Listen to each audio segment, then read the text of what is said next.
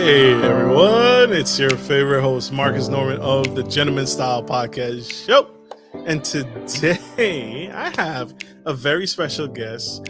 We became friends in like 10 seconds. So you guys are actually going to love this rock star of a woman coming to the Gentleman Style Podcast stage. I have Miss Christina Braver. And she writes something unique, something special. She writes steamy, small town, contemporary romance novels, usually set in the Pacific Northwest, but her stories are about strong heroes with softer sides, independent heroines with a bit of sass, and a guaranteed happily ever after, if you know what I mean. And so she is pushing them back against the grain, her unique style and her unique way she authors these books, and she's released her 9th book today. And we are going to get into the sauce on why she's doing it, how she's doing it, and what she has in store next. So help me welcome to the stage this incredible woman, my friend, Miss Christina Braver. Thank you, Marcus. Thanks for having me. I'm so happy to be here. So happy to have you, and I'm so glad you said yes, because some people get taken back and they say no because they're like, oh, Gentleman Style Podcast, oh, that's not for me, and they say no. So thank you for being transparent and opening up yourself to what you do. And we're going to get into what you do, but first I want to start with a curveball. I want to start with a softball question, which is, when did you first notice, did you have the gift to write these steamy love stories? Is this the thing that a young girl always thinks about, and you said, let me put some pen to paper? When did you get the bug and started writing these novels for the first time? That's a great question. So I did not grow up wanting to be a writer. It's not my childhood dream. I don't have an MFA. I have a master's in clinical psychology, and I worked as a therapist for several years. Then my husband and I moved out here from the Midwest to the Pacific Northwest, and the work in therapy, being a therapist is a skill. It's an art and it's a skill. And I had the skills. I did not have the art. It was not the right position for me. It was really taking a toll. And my husband was like, I'm not sure you should continue in this space. So when we moved out here, I took the opportunity. I love to work in hospitals. And so I took a job working in healthcare technology, and I worked in hospitals for a couple of decades. And then with COVID, I was laid off like so many people, and getting going, our kids were teens, and somebody's kind of needed to be at home. And my husband's job was putting a roof over our heads. So I was the one that stayed home. And I said, well, I have to do something. And he said, well, what do you want to do? And I said, well, I want to read romance novels all day. And he said, well, you're smart and you can write, you're educated. Why don't you write one? And so I did. And I took classes, and I decided to write. And it just sort of happened, and I fell in love with it. Um, and my background is, like I said, I have a master's in clinical psychology. I was raised in the southeastern United States in the 80s, when sex education was not taught in the schools, barely taught in the homes. And it just wasn't it didn't work out great for me. I mean, I was okay. Nothing horrible happened to me, but it wasn't great. And so I struggled in that space to find myself and what my values were and my needs were and those kinds of things. And so I have always been interested in sexuality. And so I read a ton of books by sex therapists, and I put real sex information into my books, because there's a lot of people out there who don't have quality sex education. A quarter of the states in the US don't require sex education to be fact-based. So they're getting their information about sex somewhere other than education. And some information out there is not good. Some of it is good. So I'm trying to be part of the information that's good. So that's how I got into it. That's my passion. Absolutely, and I love that, and that's powerful. How did the you said you're a psychologist by trade, and so you see the need. You see the need. Is it that people are just not being taught about sex education? They're not having the conversations. They're not experiencing it, and then I think, are they making the mistake, or our parents making a mistake that we do similar to with finances, is you'll figure it out along the way, right?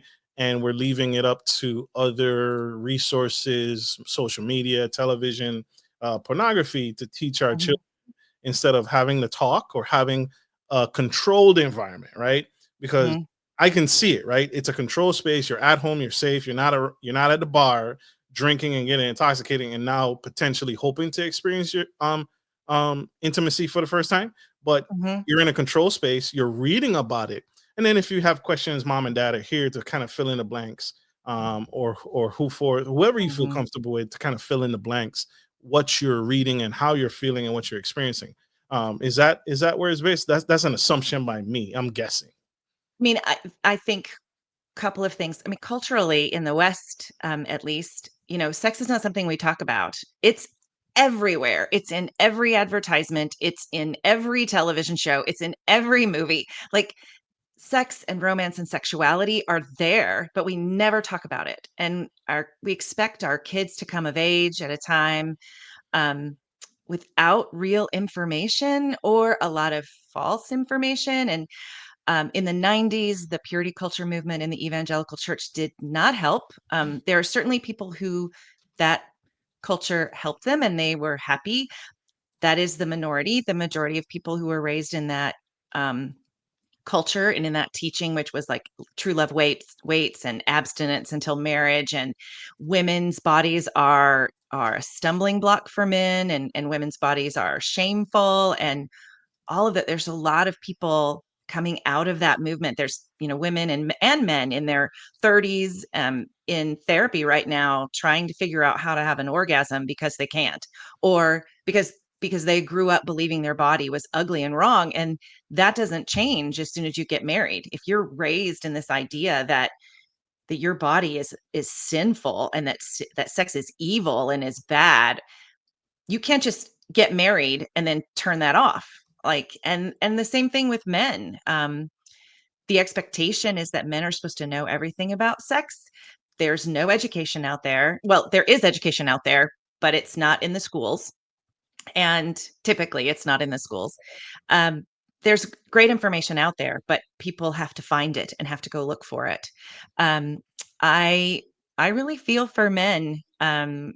I really feel for men in the sex education space because they're expected to know everything, and they're never taught. I make the statement. It's like being expected to pass an algebra test without ever going to class. It's not something that you just know. It's not something you're born with. It is something you have to be taught. It is a skill. Um, there is education that needs to happen, but we don't provide that for our young men. We just say, "Hey, you're supposed to know, and you're supposed to be really good at it." And that's what makes you a man. It's horrible. It's horrible. It's absolutely terrible, and you are so right.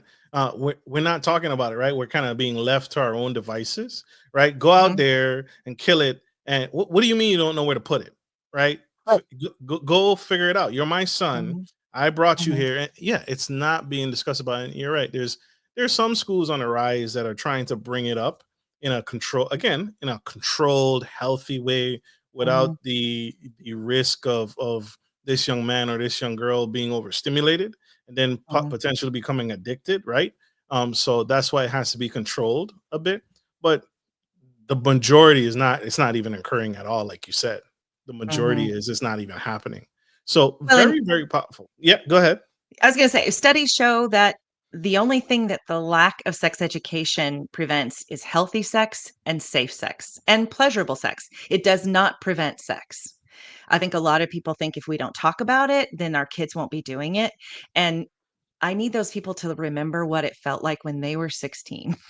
Did they have any control over those hormones that were surging through them and the thoughts? I mean, what was that like? And really kind of to be honest with ourselves, not talking about sex, only it all it does is guarantee that our children, that our young adults will have unhealthy sex, unsatisfying sex, and unsafe sex. It does not guarantee that they won't have sex. And so we really need to talk to them. And my kids, they don't.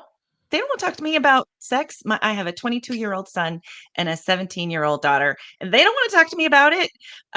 But and I don't force them to, but certainly when they were younger, I was sort of like, I did these things called drive-bys where I would like, walk by them and say, like, it's not like sticking your finger in someone's ear. It's not just one body part going into another. It's a different thing, and I'd like shout that as I'm walking by them and they would just ignore me, you know. Um, and we tried to let them know that sex was a thing. And that they could talk to us if they wanted to. They certainly don't love the idea that their dad and I still have sex. Like that's not there. They're kind of like, that doesn't happen. And that's normal and healthy and fine. I think what I want to encourage parents to do is you do not have to sit down and have an uncomfortable conversation with your young adults as they are coming of age. You just have to let them know that you're open to the uncomfortable conversation. And you can also, there's so many books out there and so much information. There's a website called omgyes.com, and it is out of the University of Indiana, the Kinsey Institute, which is, a gold standard in sexual health education for decades. And it is a site about how to please a vulva. So if you are someone who would like to please someone who has a vulva, I encourage you to take a look at that site. You have to pay for it. And if you're getting information and you're not paying for it, then that's a red flag. That's not great information. You're on the wrong not site. really. You're on the wrong site, right? You have to pay for it, but it's like it's online content, but you buy it once, like a book. It's not a subscription, but it's a lot of information out there. And I've had readers reach out to me and say, what I wish there was some information out there, to help men find the clitoris. And I was like, there's a site, and go there, and it's great. And so I want to, there's a ton of information, and there's books, like if you're not comfortable on a website, yep, there it is. That's it. It's real women.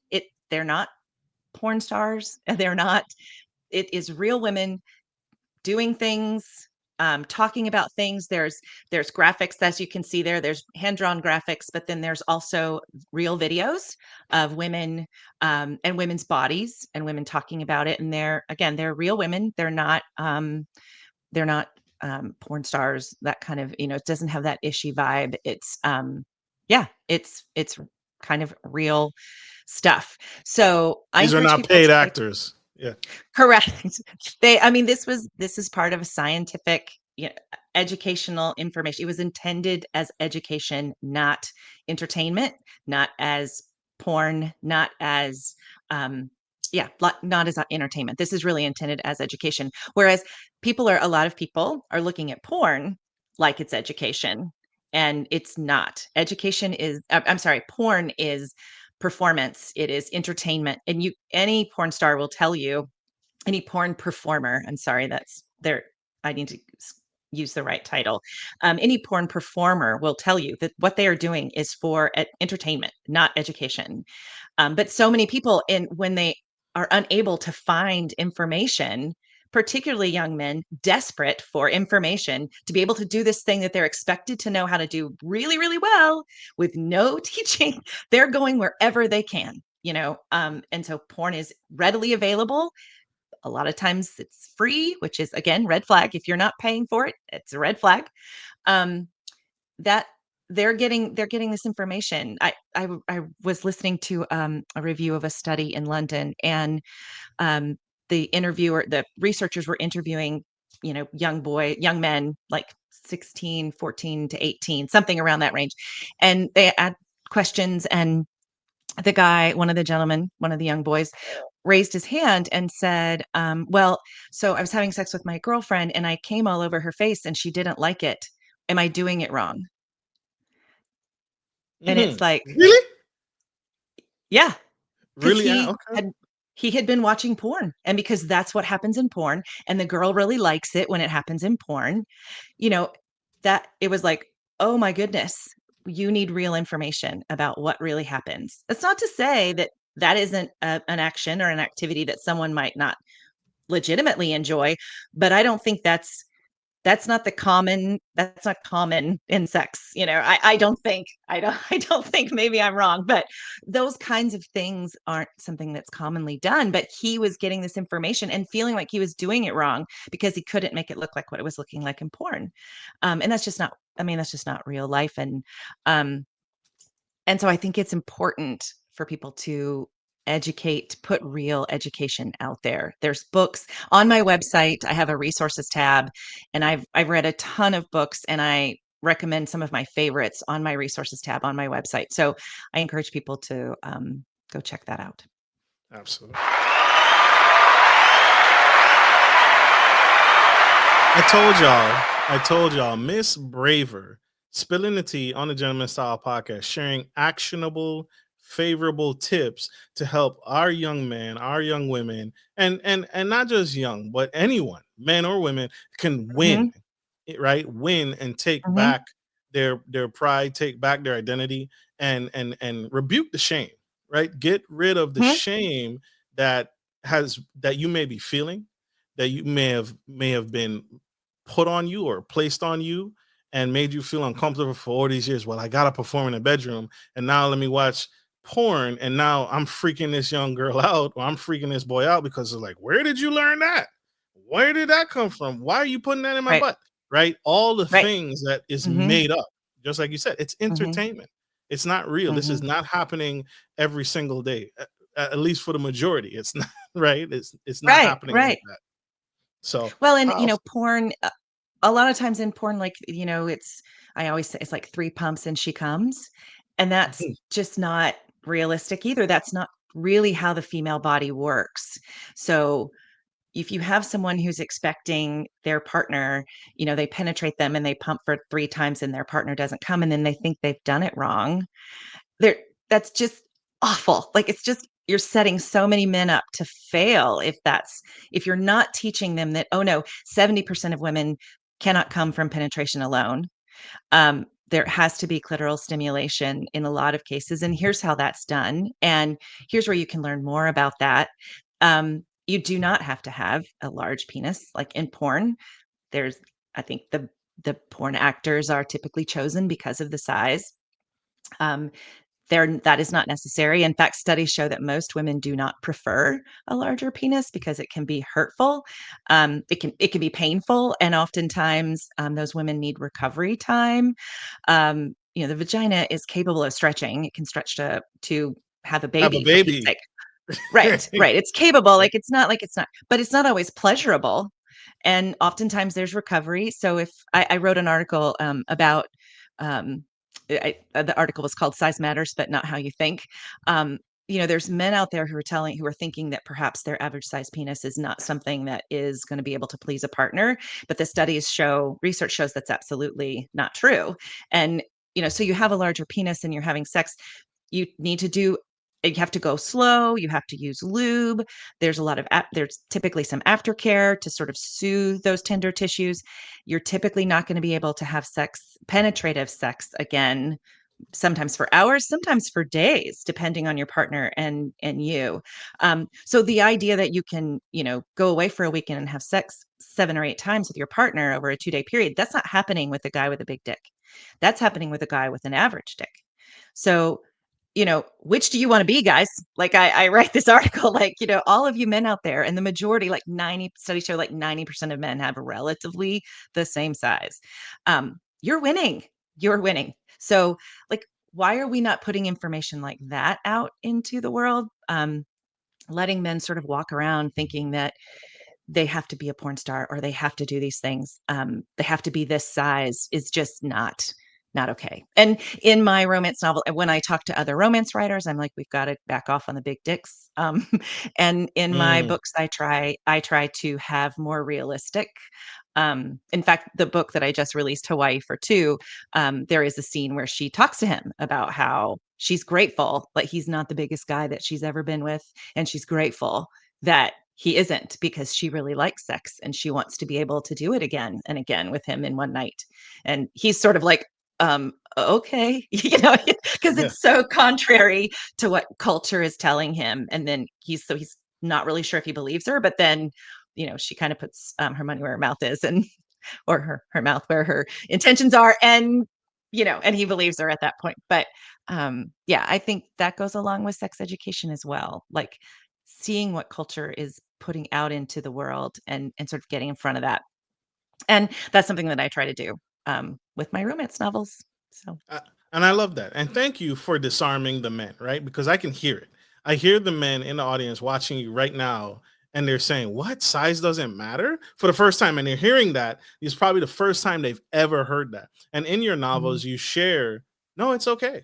It's Mhm. quite okay because this is enjoyable for me. This is pleasurable for me. This is long lasting, and this is something I can sustain long term." Right? Mhm. Versus, I think several celebrities, right, where the husband was too big because it was too painful, and it can actually be uncomfortable. Mhm. I've even heard doctors who routinely prescribe Viagra or Cialis, Mhm. where, and it was the most unique thing I had ever heard, where he had prescribed, this man had came into his office wanting a prescription for Viagra, and he gave it to the gentleman after seeing him, and then the wife calls the office complaining. She's like, "You ruined my marriage.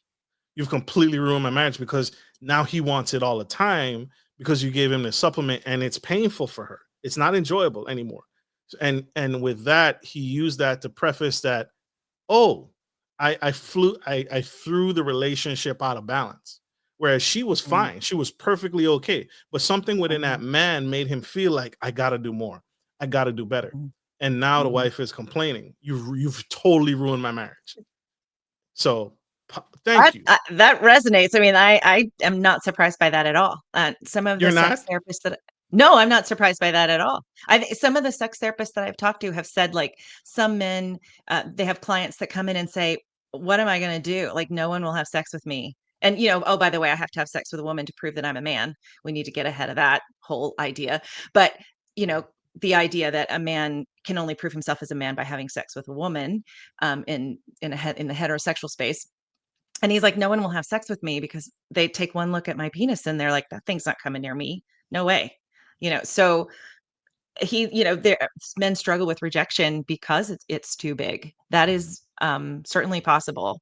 Um, and I would, yeah, culture is telling him that he needs to do more, that he's the man. He needs to be on top. He needs to be big. He needs to make her submit, or all of some of those things that culture tells men that they need to do are just not true. And I want to encourage men to, like, talk to their partners about what really works and what doesn't.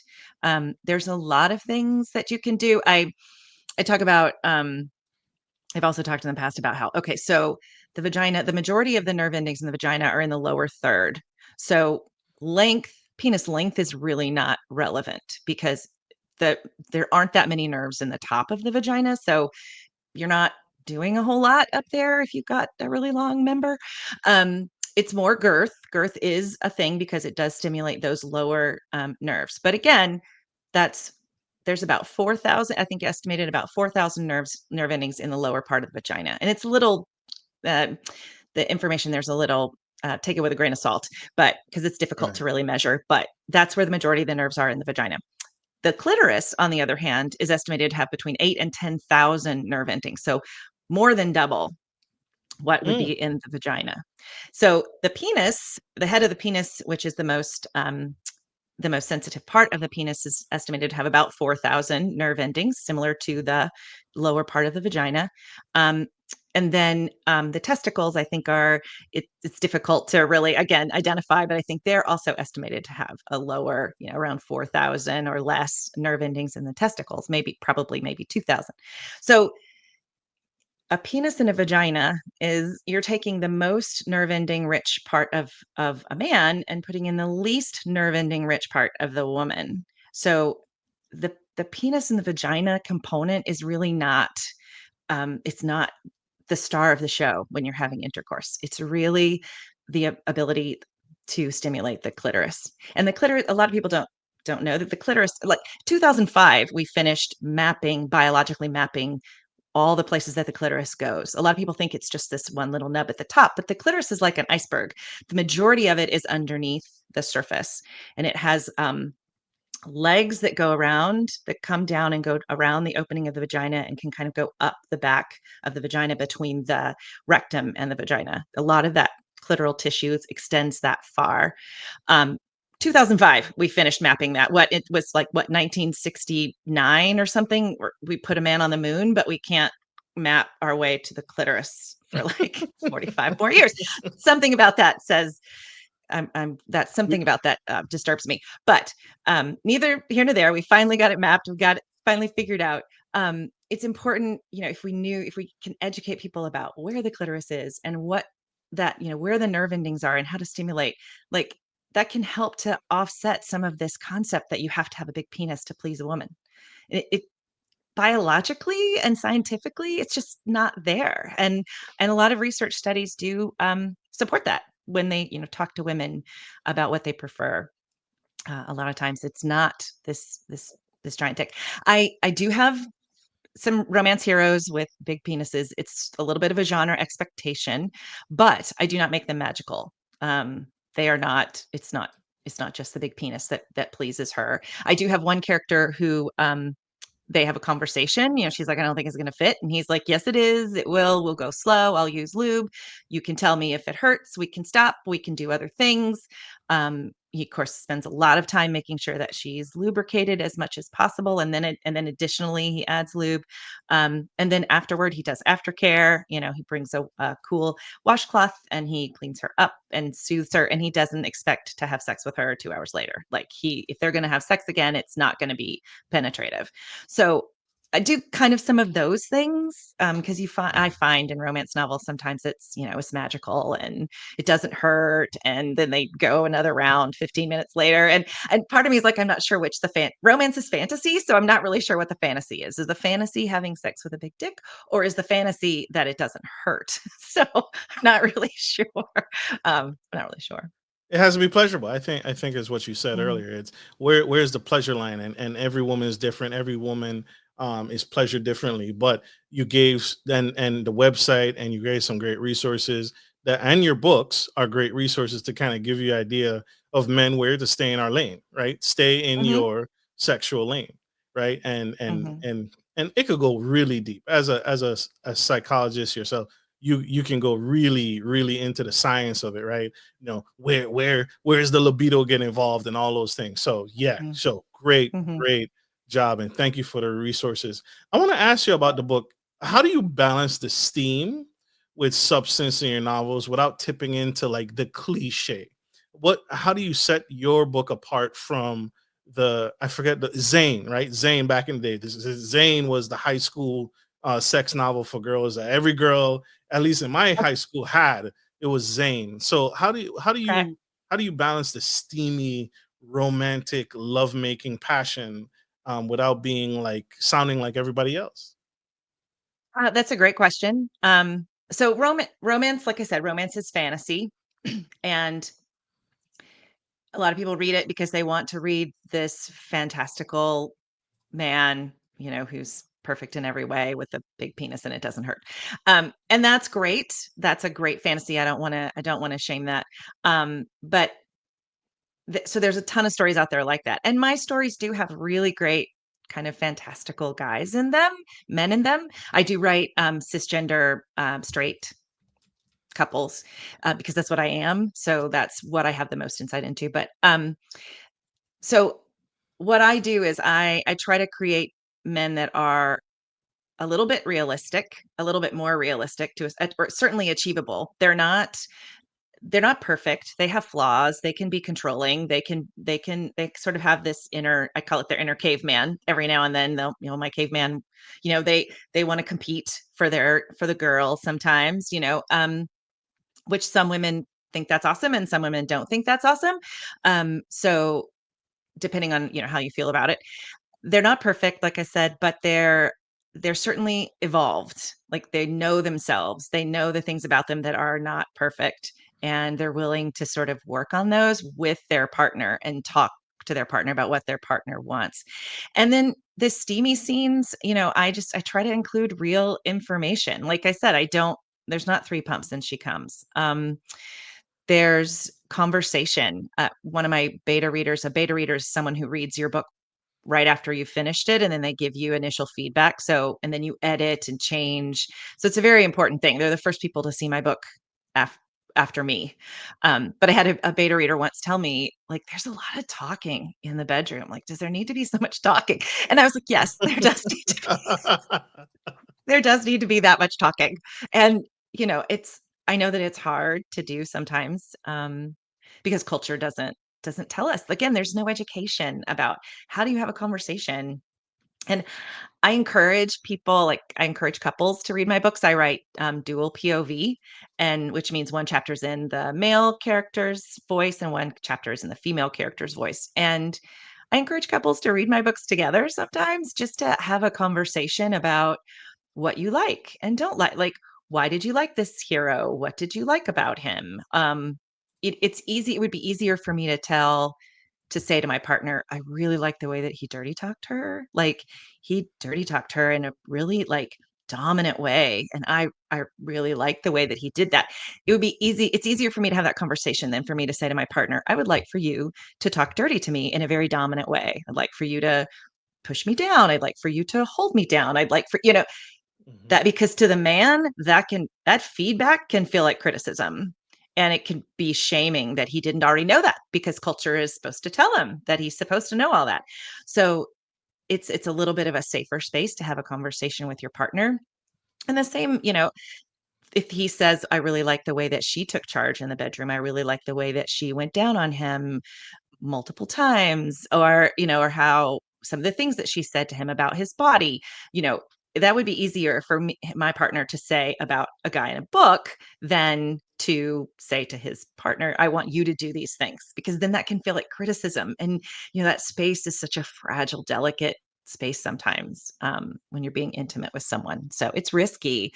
And so I just encourage people to, like, read my books and see what they like. And I encourage the women who read it, I encourage them to think about what sort of romance novels they read. Are there any consistencies, things that they're always drawn to? Are they always drawn to a bad boy redeemed sort of trope? And if they are, what's that about?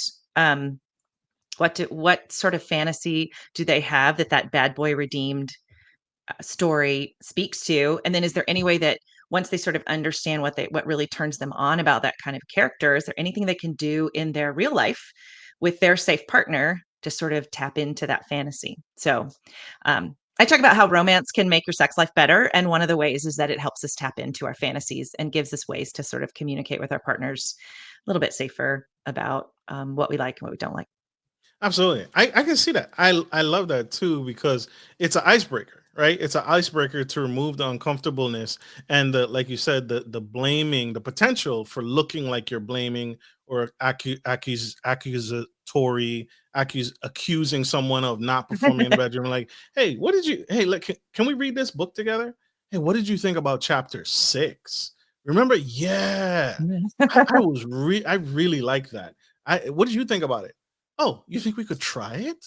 Oh, mind blown. And it's a easier transition to that conversation and a lighter tone and a lighter touch.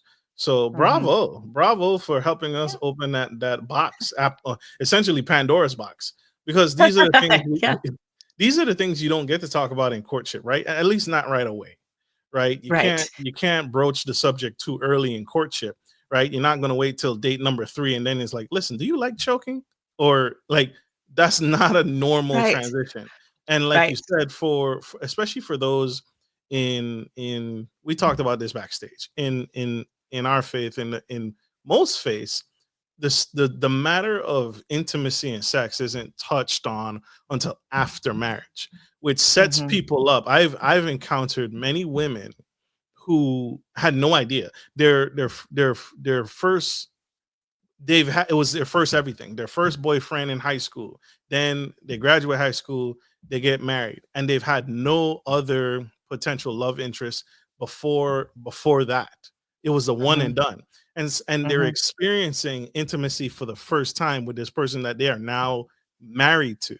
And they have no Mhm. clue. I don't know if that's intentional or not, but they have no clue of what their body wants, what their body Mhm. is used to, what their body needs to be stimulated. And so they're in a loveless man. I can't tell you how many times I've bumped in shoulder to shoulder with women who said, "I've never orgasmed," and that, oh, that's a thing. Mhm. Like orgasming is taboo to this Mhm. young lady because she never knew that was a thing. To and I said, what? So how do you guys end? How do you guys finish? It's like, oh well, he kind of just throws his hands up and fall to the floor. That's not that's not orgasm. That's not how it's supposed to be. Mhm.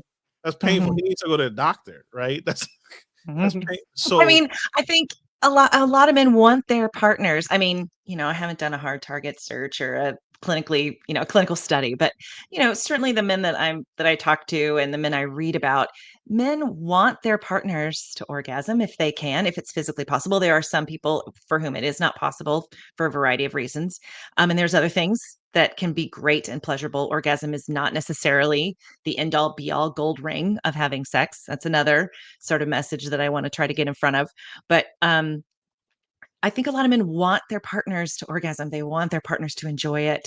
They want to make their partners feel good because they want that feedback back. I mean, again, culture tells men they're supposed to be great at this, and so they kind of want to be great at it in a way. And those are all good things. And so yeah, I think a lot of men, they want their partners to orgasm. So and I think that it's a shame that in culture and in particularly in the evangelical church as well as some other more conservative religions sort of teach women that enjoying sex is sinful and wrong, that their bodies are wrong, that are bad, or that sex is the only thing that's important about us. Like I said, I grew up as a teen in the 80s and grew up with the why buy the cow if you can get the milk for free, mm, which seems like a benign sort of saying. But what does that tell me about what's valuable about me? The only reason to marry me is to have sex with me. And what does that tell men about women? The only reason to marry a woman is to have sex with her. Is the only thing that's valuable about her. So then women are like, why are men objectifying us all the time? Why do they only see us as sex objects? Well, we sort of told them that that's I mean, with that expression, like if your mom or someone, who use that expression to say don't have sex before marriage, um, we're telling men that that's what we are. And so we have all of this stuff around women have all this stuff around sex. Um, it's really hard for us to let that go and enjoy. It can be really hard for us to let that go and enjoy sex. Some therapists have said that people who grew up in purity culture, which was again really shameful of a woman's body, more so than a man's body, that I think the belief was that women are God ordained to not want sex and men are God ordained to want sex. And so it was a woman's responsibility to make sure that sex never happened. And so if sex happened outside of marriage, it was the woman's fault because men are God ordained. And there was just that's just a fraction of the heaping guilt onto women. And so some sex therapists have said that their purity culture survivors, oftentimes they need to be tied up in order to enjoy sex because they need to feel like they can't not enjoy it. Because if they're given the choice, all of that guilt and shame comes back in and they're not able to enjoy it. So, yeah, there's a bunch of stuff. It's just a bunch of stuff that we all there's have a to deal there's a bunch of data, and I love with. Yeah. this, and tied up physically or metaphor more metaphorically, Right. but it's Right. it's it's Right. it definitely needed to be discussed. And now more than ever, here are the tools. You're offering the tools. Here are the resources to get connected to some helpful content and some helpful imagery and some helpful educational materials like your book and like these other sources that you've shared so graciously on the show. Do you believe in romance novels? Should they reflect reality or offer a deeper escape into the worlds that we of the unknown that we haven't experienced yet in intimacy? So should they always do? And what do you write to? Right? Are your novels based off of experiences, or you dive deeper into like I interviewed a guest on BDSM and exploratory Hmm. concepts of sex. And Hmm. where so what do you feel is right, and where do your novels fall? So that's a really great question. The answer is a little bit complicated. So I do think that romance novel as a fantasy world is healthy and good as long as we're clear about this is sort of a fantasy world. Um, I think that serves a purpose. Again, a lot of times, a romance novel is a great way to find out information about things that you're curious about that you don't really want to go read, like a BDSM book written by someone who lives in that space and could be intimidating, but I could read a romance novel about BDSM. Although I will say that most romance novels, well, probably all the romance novels about BDSM don't really have anything to do with actual BDSM. A lot of people that have lived in the culture or live in that lifestyle really don't like what is said in romance novels about BDSM. And Really? I encourage yeah, yeah, like 50 Shades of Grey, like the community that the actual BDSM community was just appalled um by 50 Shades of Grey. And so, I've 50 Shades of Grey is a great book, but it's not, I mean, it's a great book in itself. It's not about BDSM. It leans into four major fantasies. One of the main ones is the bad boy redeemed. That's a trope that many romance readers love and go back to over and over. The partner's obsessed with me. In real life, a partner obsessed with me is not safe. But in a romance novel, it's very sexy when the hero is completely consumed by the heroine, just can't, he has to have her. He can't do without her. Um, that's safe in a romance Mm, novel. It's not safe in real life. So, some of those, he takes care of everything for her. All she has to do is do what he tells her to do from Friday night to Sunday night. And when I read 50 Shades of Grey, I was like my kids were in elementary and middle school. And I said to my husband, like, this is not an unappealing situation. Like somebody to come in and take care of everything. I might do a lot of freaky stuff for that person, you know, because I was just overwhelmed with life. And, I didn't, but yeah, I could certainly get around the fantasy. So, but I encourage people if they're curious about BDSM to actually read stuff coming from the BDSM community. But the fantasy of romance novels might be an easy way to dip your toe into the idea of whether or not you might be interested in BDSM. Um, my books, yes, they're fantasy. I mean, some of the things are a bit fantastical. The men are super dreamy. That's what I say, but they're not an unattainable dreamy. I try not to have too many with like the abdomen V, like that, the six pack abs and the V at their hips. Um, I once read some information about how like what some of the models what they have to do to look like that is really not good for their bodies. Like as far as like becoming not eating for 3 days and becoming dehydrated so that their skin and um, sinks into those muscles so they're so much more defined when they have to do like a shirtless ad or whatever. So it's not common. Like just like, there's not a whole lot of men out there who have big dicks. There's not a lot of men out there that can just walk around in the street with a six pack and a V at their hips. So I try not to emphasize those physical components. And then, like I said, I do try to have my sex is fantastic, I think, and it's exciting and explicit and exhilarating, but it's also not outrageous. Nobody's swinging from any contraption. Not that that's, I know that not that that's not possible, but it's just not. It's not. That's just not the books that I write.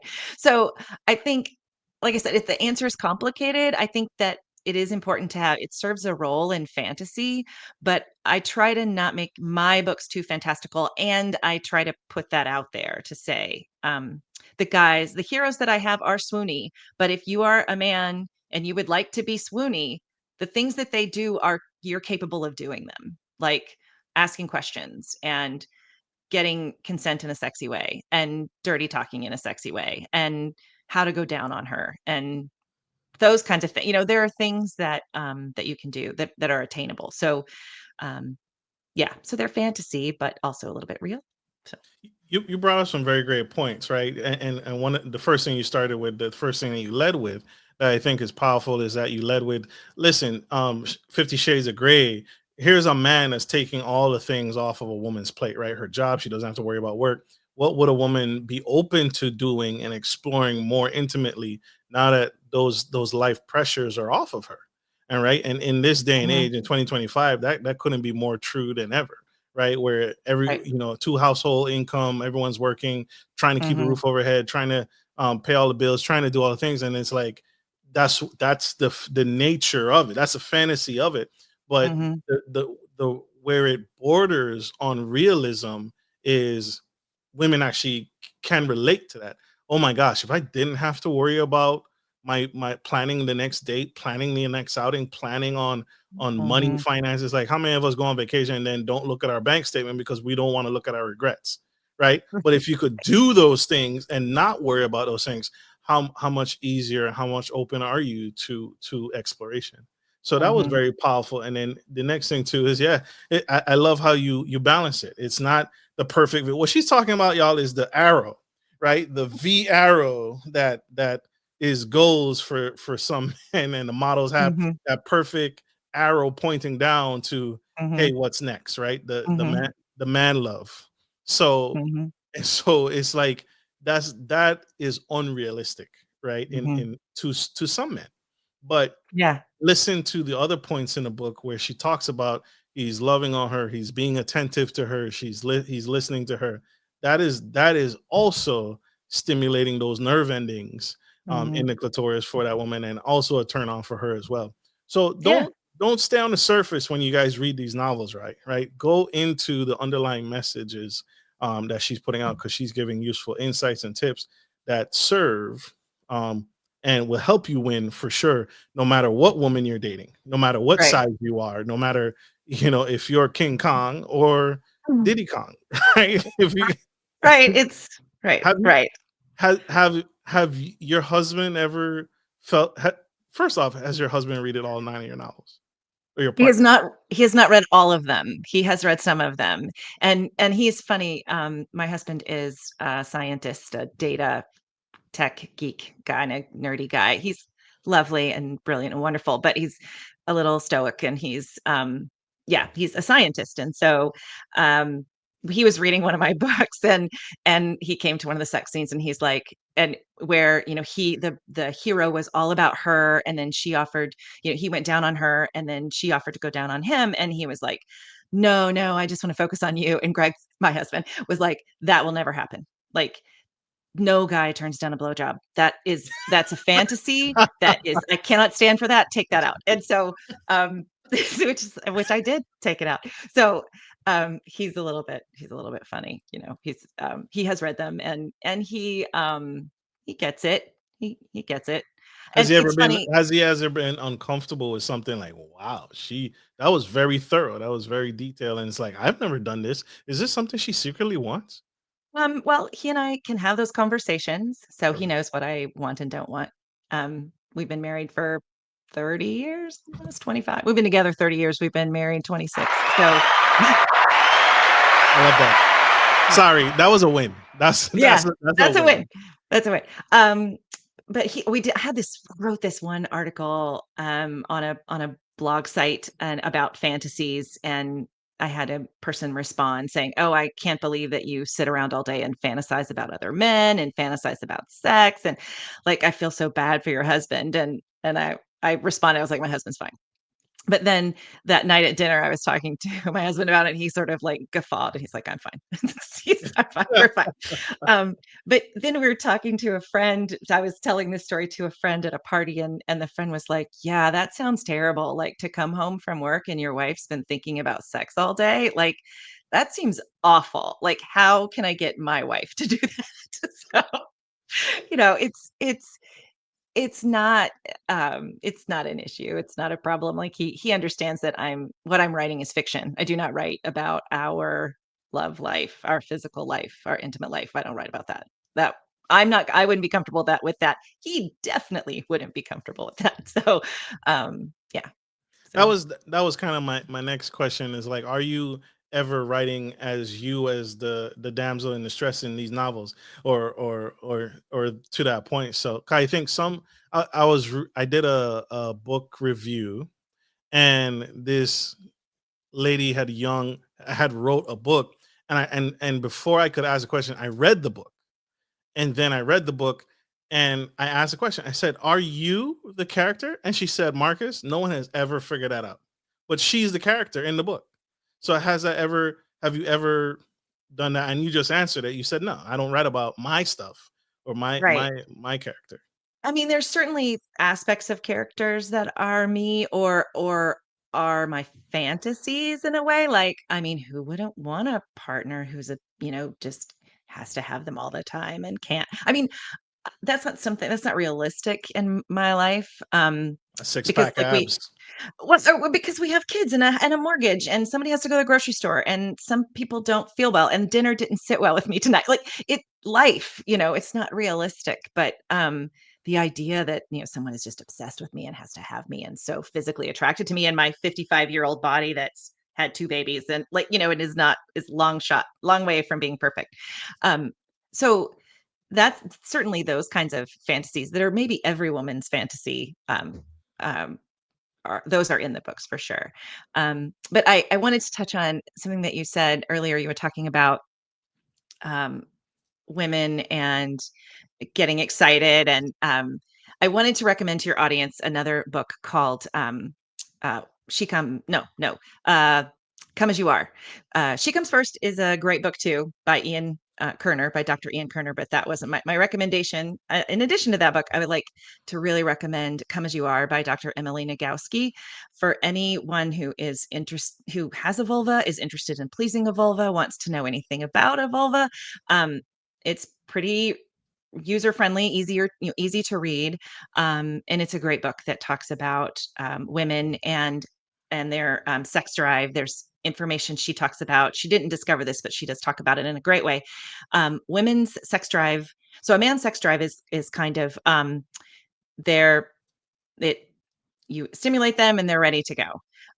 They have an accelerator, is what they say. So you hit a guy's accelerator, he's ready for sex. Women have accelerators, but they also have brakes. So if you hit the woman's accelerator, you're doing all the things that turn her on. If other things are standing on her brakes, then that's not going to go very well. Like, you can drive a car, you can push the accelerator and the brakes, and the car will probably go, but it won't go great, and it might do some damage. So you got to let off the brakes. And so women have what's called the dual control model of sexual response, and that's what it is they have an accelerator and a brake. So when you were talking earlier about the woman has a lot of things on her mind and a lot of things going on, if you can find a way to let some of those brakes off. And sometimes those brakes are, I feel bad about my body, or the kids are in the house, I can't do this with you, and the kids are in the house, like what if they hear us? Or you know all the way down to like the grocery list on her mind. I wrote a book called Your Hero, and she's a single mom, and there's an intimate scene where they're clothed, but things are heating up, and she straddles him, and they begin to sort of grind against each other, and he's really, he's into it, and she is worried about her son coming in because it's a particular kind of door, and it doesn't have a lock, and she's going to have to find a special lock. And so she's like, I'm going to have to go to a hardware store to get that lock. And between work, when can I go I'm going to the grocery store, I can probably get that lock. Like, he's actively trying to get her to orgasm, and she's thinking about her grocery list. And this is Mm. not an uncommon thing. Women, we have all these things that we're thinking about that can distract us from that situation, and those are our breaks too. And so like, if you know this about your partner, that your partner has a lot of breaks, what are ways that you can let those breaks off? If is it does she have ideas about her body that you might not think that her body is attractive? What can you do about that? And can you kind of clear all the things away that might be distracting her? Can you take her away for an overnight where she doesn't have the dirty house and the kids' toys to pick up and all the things that women tell themselves that we're supposed to do? So like I said, I encourage readers to pick up "Come as You Are." It's an important book. I think, just for understanding a little bit more about women, and then being able to have conversations with your partner, because I think there are men out there feeling rejected because their partner doesn't want to have sex with them, and they think it's about them, and it is not about them. But their partner doesn't have the vocabulary or the information to say, look, I just have so much going on right now. I'm really attracted to you. You always make me feel great. I love you so much, and I want to be intimate with you, but I can't. Or women with young children don't want to be touched. Like, please don't let, if they have young children that are crawling all over them, women that are breastfeeding, they get what's called touched out. And so if you want to have sex with your partner and she's feeling touched out, that isn't about you. It isn't about you. But that's can be hard again for some men to be like, my partner doesn't want to have sex with me. Do I need to go find someone else who does want to have sex with me, or am I just unsexy to anybody? And how do I feel about myself as a man if no one wants to have sex with me? And then you go down this whole shame spiral as a dude. So yeah, we don't want to do that. You're so right. You're so right. That self talk is crucial. That self talk that we have with ourselves can be our very worst victim to ourselves. So, and you're the first. I think you're the first author that has ever recommended other novels and other books in addition to her own to say, hey, these combinate. Hey, my book isn't an end all be all, and I don't know everything, and my book isn't going to solve all these real life problems. But here's a collective of Mhm. books that can serve you and really add value and really add. And so you're the first, and shout out to you, Miss Braver, for doing that, because that's big, right? That's really big of you to give in that way, of yourself, but also of others too. Like, hey, these collection, I see the collection behind you. This collection will really amplify things. So really powerful and incredible. Shout out to you and your Thank heart. you. Thank you. You see this, guys? You see how hard we work to get these kind of incredible guests on the show? It's absolutely amazing. I wanted to talk on the alpha male concept, right? Because we just talked about it, where the man is doing everything. He's paying all the bills and he's taking you for the weekend. He's taking you on a cruise and paying all your bills and paying, handling the bully, the bad guy at your office. Oh, you got fired today? Don't worry, girl. You come work for me in my company, right? The 50 Right. Shades of Grey.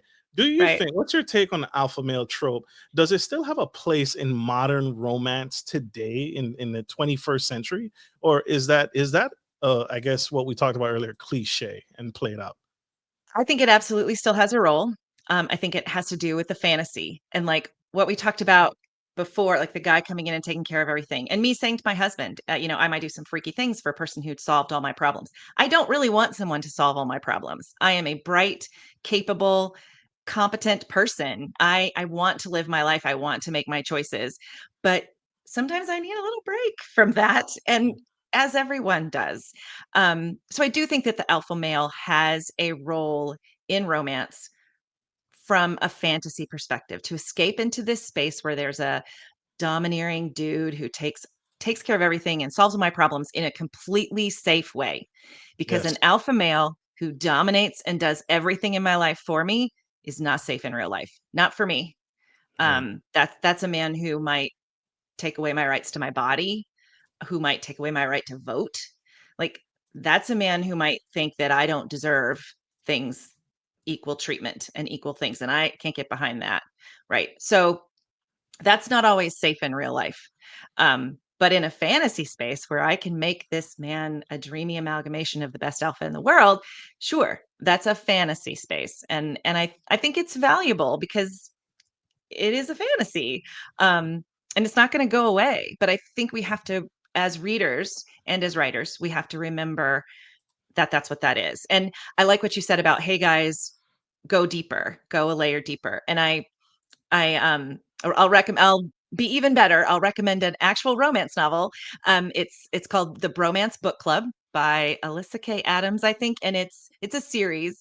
But the Bromance Book Club is this group of guys, professional athletes in Nashville, that one of them is having trouble with his partner, and so um, his friends find out he's having a problem, so they invite him to their book club, and they sit around, they read romance novels essentially, and then they try to take the advice of the romance novel about how to interact with their partner, and they call the romance novel the manual. And so he comes in, he's got a Ooh. problem, and they're like, well, let's check the manual. And so they read like a section of romance novel. So which is completely brilliant. I think it's a great book. It's a great series. I highly recommend. It is fiction. It's a romance novel. Um, but the concept is absolutely spot on. But I think it's important to go deeper into, like, you read a romance novel about an alpha male, that does not mean that she wants to be dominated, and that everybody who's interested in reading alpha male romance is not interested in being dominated or overtaken or having their life taken charge of by someone else. What's happening that's appealing? and having a conversation about what's appealing in this space to your partner. There's a trope, or there's a thing, it's actually called the rape fantasy, which I don't like. It's actually it's more of an obsession fantasy, because rape is not about sex. Rape is about violence, and so no woman wants to be violently sexually assaulted. That's not a fantasy that a woman has. But to have someone so overcome with lust for me that they can't control themselves, that can be a bit of a fantasy. Um, so I think it's important to kind of look at those things and go a little deeper. Don't read a romance novel where she is sexually assaulted, what appears to be a sexual assault, and she enjoys it. What might appear on the outside like a sexual assault, and she enjoys it. Don't take that information to say that all women want that to happen to them. Just like the kid who came on his girlfriend's face. Like, don't take that information as what every girl wants. You have to ask questions, and you have to sort of dig a little deeper. But information is there. You just have to, yeah, don't take it at face value. Go a little, Absolutely. go a little deeper. Absolutely. Absolutely. So this is powerful. This is what's absolutely necessary. This is incredible, and what you're saying is absolutely true. There is a level of the fantasy that I can see it, right? I can see men watching this or reading your novel and then trying and going and then all of a sudden slam this girl up against the wall and like, all right, you're mine. This Mhm. weekend, I want you to wear this dress and this outfit. Don't worry about no, fellas, no, no. Right? That's Unless not she the says that's what she wants. Like, right. unless, and with your safe part, like what you just said, that sounds super sexy to me, but not with the guy I don't know. Like with my Right. safe partner is when that would be. So, and studies of some men have said, that they want to be aggressive, they want to be that guy, but they don't do it, and they don't want to talk about it because they don't want their partner to think that they're a predator. So, you know, all this cultural noise. So talk about it. Yeah. But don't see that and automatically assume that's what your partner wants. Have a conversation. It's very probable Communicate. your partner wants that, but make sure that your partner wants that. Communication. Absolutely. Communication, y'all. Talk to your partner and make sure that's what they want. Don't come home with a bunch of surprises and new tricks in the tool bag and all this stuff. And now there's a pole in the middle of your living room and you can't explain it. So Right. guys, communicate. Is there a line? You talked about one thing, which is like you can see the rape, right? Or a young girl getting raped, and then having this weird, strange desire to go back for more, right? And having those urges because something was awoken in her. And so, Mhm. yeah, are there other? And you talked about that just now. It tuned me in to say, are there other areas that you will not cross in your writing as you write future? Because this is your ninth book, and this can go, and you're not slowing down for nothing, which is Mm-mm. great. And so, are there other areas that you will not cross, or other lines that you just say, "Listen, I'm not going to write about that because that is a narcissist.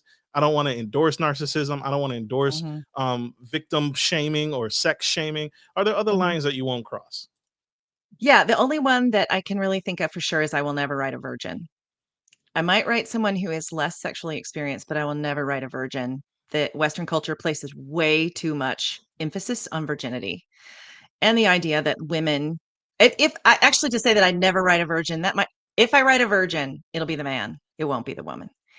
The woman My won't be it won't be the woman's first time. it won't be the woman's first time. I would never, I'm not going to write that. I don't want to give any more energy to the idea that virginity is a crown or a gold thing or this precious thing to hold on to. It's too much emphasis on virginity. And that goes, it's probably a little bit of reveal about me. Like I grew up in a space where, yeah, my body and my sexuality was evil, and the only way that I could prove that I was good was if I was a virgin.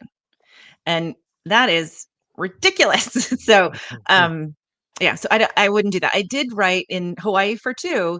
I did write the male character has less sexual experience than she does. Well, that's not true. He's had less penetrative partners. He has more sexual experience than her, but he has had less penetrative partners than she has. Like he's had penetrative sex with 4 people. She's had penetrative sex with 7. And she's like, how can that possibly be? And how do I feel about that? And those kinds of things. And so she has to sort of look at that. And that's another thing that I do in my books to try to be a little bit different, is to turn some of those stereotypes on their head and then have the character sort of process that. Why is a man the virgin? Why is Because yeah, I haven't found any yet. No, I'm kidding, guys. right. I mean, because society says that men can't be and women have to be. Ah, So I want to turn that on its ear. You know, I want it to be, and I am thinking the next book that I write is going to be in the genre, a subgenre called new adult, which means they're in college, the college age characters. Um, that's what it's in my mind right now. That's what's on my heart. Young men between like 18 and 26. I'm so, right now, they're just on my heart. They are on my heart because God, it must be really hard right now to be them. Um, and so I want to write a book about a good one.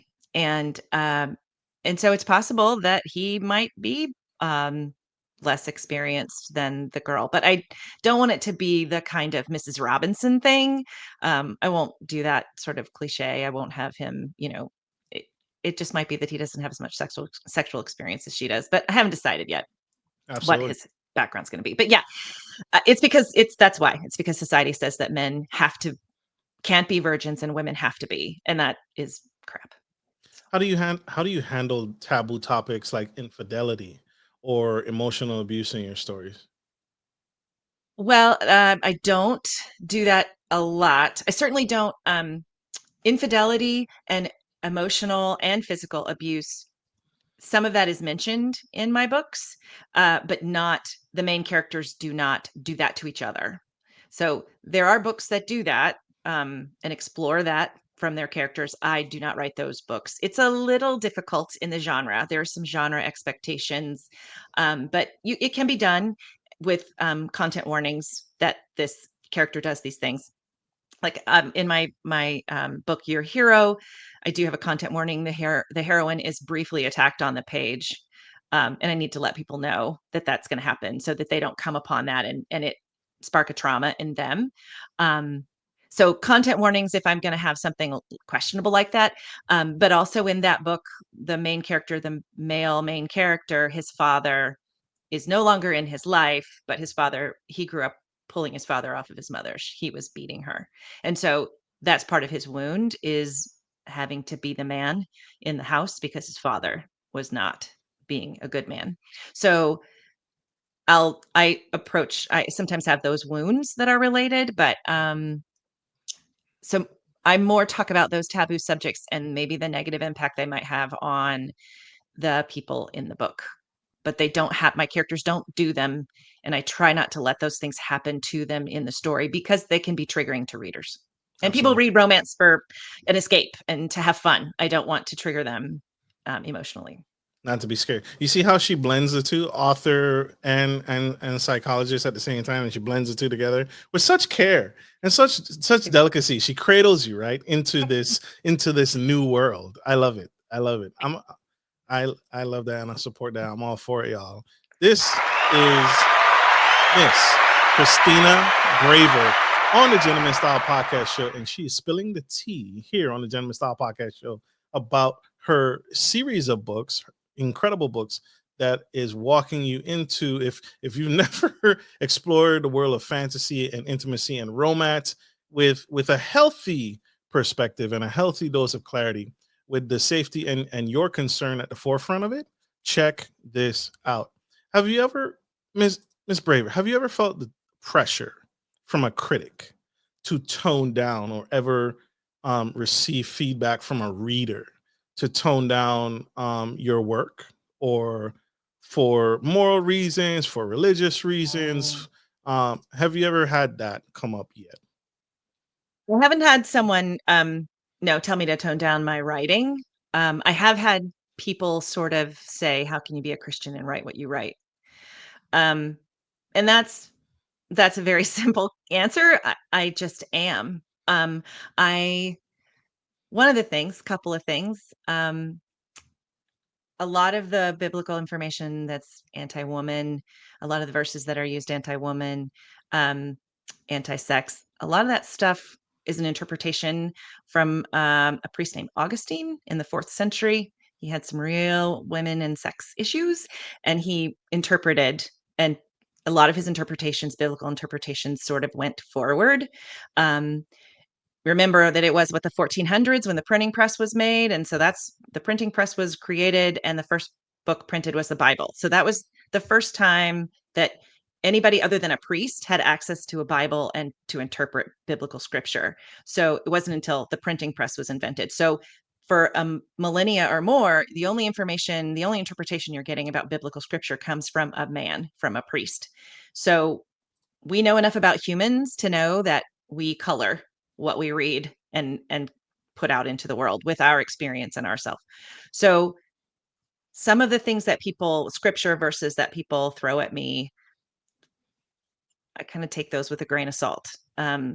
Also, I do think about what Jesus's message was, mostly about love, social justice, but also about love. Jesus never said who we can't marry, who we can't love. And and so I try to do everything that I do from a perspective of love, loving people. My characters, yes, they have sex. No, they are not they did not stand in front of a preacher and get married, but they are in a committed relationship and they do love each other. And I'm okay with that.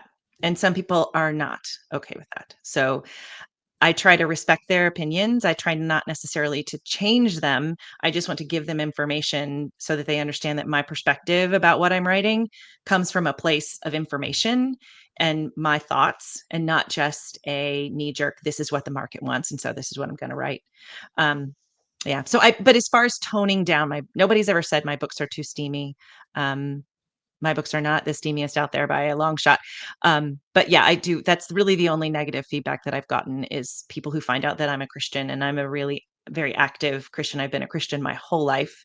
Um, and that I write information, or I write books and stories that challenge them um, to understand how I can love Jesus and still write about sex. Absolutely. Have you ever written to, or do you plan to in the future? I guess I'm foreshadowing, right? I'm trying to be nosy. Have you written any books on uh gay gay relationships, queer relationships, or is that Mhm. something in the future that you tend to do on write on or anything like that? I probably will not write main characters who are gay. Or lesbian. I have had someone ask me that question, if I would ever write a lesbian couple, and I said no, because I really like penis. That was I said that in another podcast, and that became like the snippet that he used to advertise the Oh my podcast. god. And so I may never live it down, but it's the fact remains that I probably wouldn't write a lesbian story, because I like men, I like penis, and so I'm not gonna be as interested in writing a really steamy scene that doesn't at least have one penis in it. Um, but I do have side characters in the last 3 books of my series. In Your Turn, Your One, and Your Hero, there is 2 side characters that are a gay couple, and um their story, one of I so the person that I write with, he's called my sprinting partner. So we don't write the same things, but we write together. Like, we get online on Zoom and we encourage each other to write, and it's like somebody that you have to check in with and make sure that you're writing on a specific day, a specific time. He is a gay man, and so I was able to use him as a resource for writing those side characters. Um, you have my website up. There you go. So if you, yeah, look on my, yeah, go, yeah, yep, down to so the last 3, Your Turn, Your One, and Your Hero, there, in my Perry Harbor series, they have a side character that is a gay couple. And one of the things that I really tried to do, there's a scene in Your One where, so the committed couple is Alex and Brett, and they're committed in Year One, and then it comes out that Alex has had like kind of a thing for this professional baseball player, uh, for a Seattle team, and turns out Brett used to, you know, have hookups with that guy. He's just a hookup guy. That was all they ever had. Brett wanted something more serious, so he doesn't hook up with Raul anymore. So this comes out and Alex is like, "Oh my gosh, that's amazing." And Brett's like, "Would you like to I can introduce you to him. You could have a night with him. And Alex is like, well, I don't want to do it without you. And Brett's like, well, okay, I'll call him. We could see him together. And then they end up having a night of intimacy with this baseball player, a hookup with this baseball player, which, as I understand, is something that is done in the homosexual world. Not everybody, but it Right. is certainly done more often, and it's a little bit more accepted, less taboo, in that world. Whereas in the heterosexual world, that's cheating, that's bad, can't do that. And so, I mean, there's certainly people who agree that non-monogamy is where they want to go, and I don't want to shade them, but the majority of culture would say that would be cheating. And so, I tried to that's where I tried to push the envelope a little bit. I put that in there, and it wasn't cheating, and it wasn't awful, and this is what they did, and it was a gift that Brett gave to his partner, that he gave to Alex to say, oh, well, let me introduce you to this guy. Why wouldn't I want to watch you have sex with this person that you fantasized about? That's relatively normal in their world, not necessarily as normal in the heterosexual world. So I wouldn't write a gay couple first person, because I don't know that I could do it justice as a cisgender heterosexual woman. I'm not sure I could do it. And I don't want to do it. I don't want to do what's called heteronormative. I don't want it to be male male, where it's two men, but really the relationship is basically a heterosexual relationship. One person is the male role, and one person is the female role. Uh, It just happens to be two penises. Maybe that's a realistic view of some relationships, but I don't know that that does justice to actual gay relationships. And so if I can't write them really well, then I don't want to write them. So no, that's the mark of a true author, right? That's the mark. That's the mark of a real author that like you can't speak to that realm. mhm. You're not in that space, right? It's just not the kind of writer that I am. Like I Right. put myself out there as writing a little bit more realistic. That's not to say that romance is not, it's valid and valuable and does all the things. And I'm no shade to romance. It's not consistent with me and how I write. Makes sense. Makes sense. Understood. Poly relationships. That's a new buzzword. Mhm. I'm trying to get all the buzzwords. Is poly relationships is like more than one Yep. partner, and, Uh-huh. and so all those things I feel are like in is that included as well in all the encompassing things. I the book that I just wrote, Hawaii for Two, Is there's a actually three. side part of me. No, no. The main couple, just for two, not for three, not for five. But the there's a side character that I sort of hint that they perhaps are poly. I don't come right out. I suggest one of the characters there, some based on some of their behavior and things they do. One of the characters says, "Oh, maybe they're poly," and then the main character's like, "Oh, maybe they are," and then they go on. It's not a I don't say that they are. I don't do anything particular that would say they definitely are. Um, it's just I try to normalize the idea that if people are, and it's consenting, and they're aware of it, like who am I to say that that's wrong if that's what's fulfilling for them? It's not what I want. And my husband and I have had conversations about how, like, it's just you and me, right? Yep, just you and me. We're happy with just us. We're good. We're good where we are. And I think that's important for couples to have too, to say, are you interested in this at all? And no, or yes, or whatever. Um, so I'm not going to give any shade to that. Um, Absolutely. if it's done responsibly. Absolutely.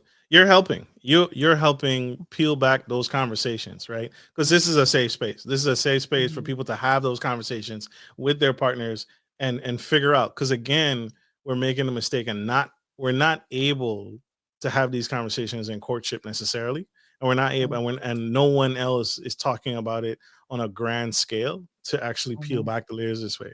So this is an Mhm. avenue. This is a resource. This is a tool, right? Along with the other tools and resources that you mentioned for people to get some data because the information Mhm. is available. We are in an information age for people to make educated and well informed decisions for themselves and be And themselves. Yeah, And as a Christian, I'm not judging those yeah, people who are making those choices. That's super important to me. Like, I am a Christian, and I am not going to say that what people are doing is wrong. I have said all all consenting sex between adults is healthy sex.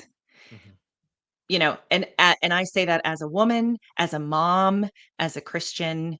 um I think that's the message that we need to get out there. And once we get love and once we get sex in the world as a pleasurable, positive thing, then we can decide to roll it back if something's getting out of control. But I think as a Christian, we need to push forward with love, and sex is a good thing, and stop trying to limit and say, well, this is okay, but this isn't. I think we need to stop that, because that's doing more harm than good. And I think am I going to make that choice for myself?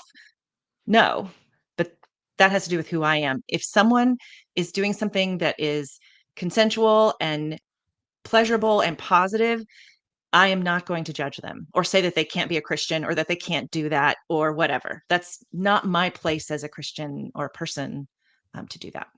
I remember a comedian. He came up and said I was watching a famous comedian live, and he had said he had his I think it was his son or his daughter just came out for the first time and told him that he was transitioning, or he was gay, or she was gay, and Hmm. ultimately he goes through the story. But the moral of the story is that he came to the realization that he's like, are you happy? Are you healthy? And are you safe?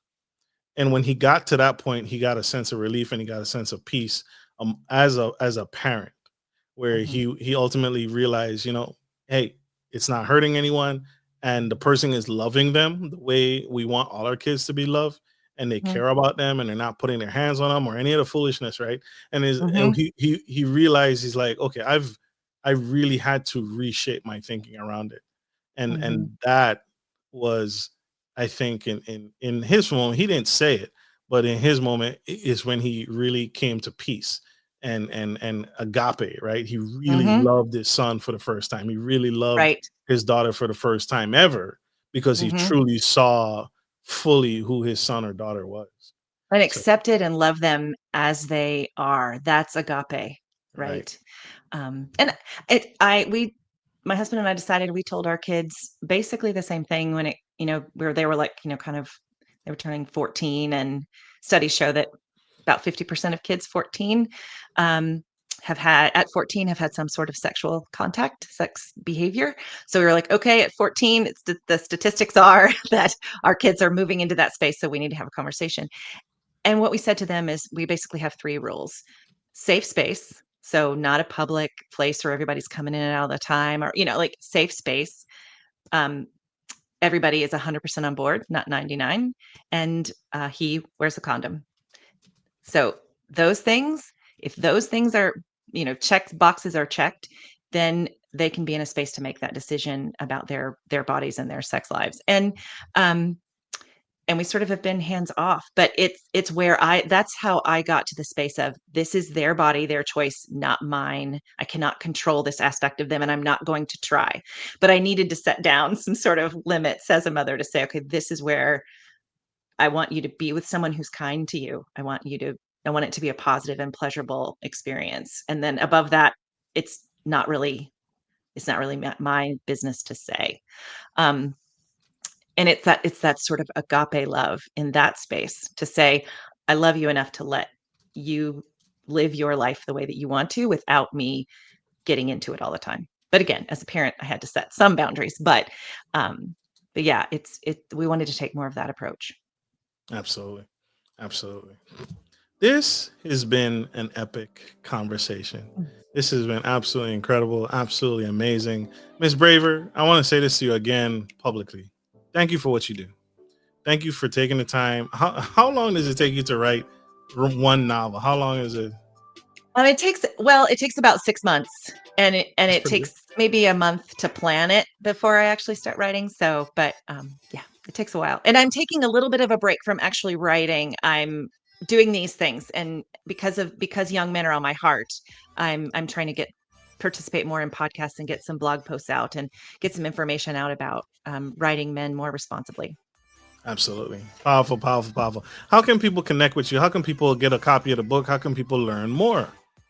My website is the best place to start. ChristinaBraver.com, and that's Christina with a CH. Um, there's links to my books. I'm available on all the platforms for ebooks. My paperback books are available at Amazon, and actually, my new release is available in paperback at Barnes and Noble. But the rest of them will be available there soon. But then all my paperbacks are available on Amazon as well, and then other ebook platforms. Kobo and Google Play and all those places. Check her out. Get a copy of the book, y'all. Absolutely incredible. That's incredible. Connect, y'all. And if you guys heard nothing else that she said, find me and I will get her to you so you can get a copy of the book and get your hands on these books and check her out. All right, y'all. Unfortunately, we are out of time. We have to let this incredible woman go. She has many more lives changed, many more, but she's on break right now. She's on sabbatical from the books. But stay tuned, stay connected, and connect to her as she prepares for the new launch and the new series. And she got another 20, 30 more books in her, I can tell. So stay connected, y'all. She is incredible. Your Absolutely. lips to God's ears. Absolutely. Absolutely. Like we end every show. Take care of your friends, take care of your family, and always, always take care of business. This is Marcus, your favorite gentleman, and the incredible superfragilistfiliacidocious Miss Christina Braver, signing off. Love you guys. Thank you. Bye.